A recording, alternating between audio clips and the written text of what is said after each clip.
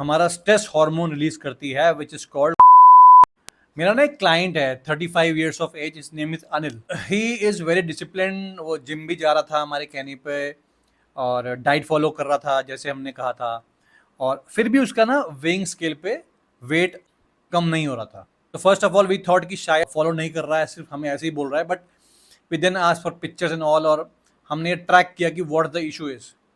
तो हमें मेजर जो इशू समझ में आया that was due to his sleep cycle. वो रोज सिर्फ 4 से 5 घंटे की ही नींद ले रहा था।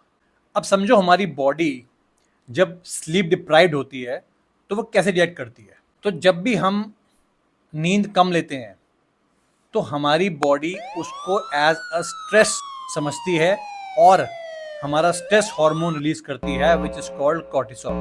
और कॉर्टिसोल का काम होता है हमारी बॉडी को इमरजेंसी सिचुएशन के लिए रेडी रखना।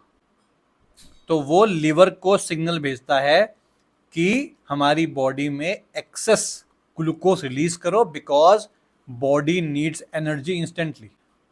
अब जैसे ही हमारी बॉडी में ग्लूकोज के लेवल बढ़ता है, इधर से इंसुलिन हार्मोन रिलीज होता है हमारी बॉडी में, हमारी पैनक्रियाज के थ्रू।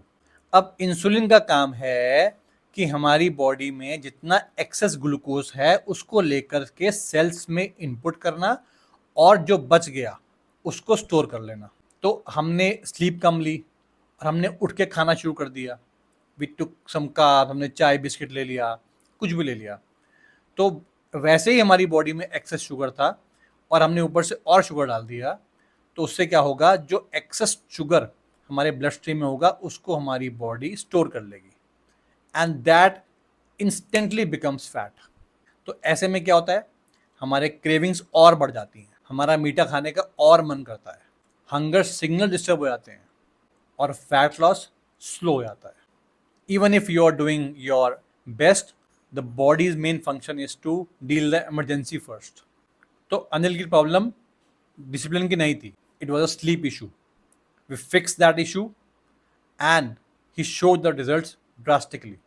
तो कभी कभी आपके फैट लॉस की जर्नी आपके किचन की जगह आपके बेडरूम से सॉल्व होती है। I hope you understood that. Thank you, have a great day.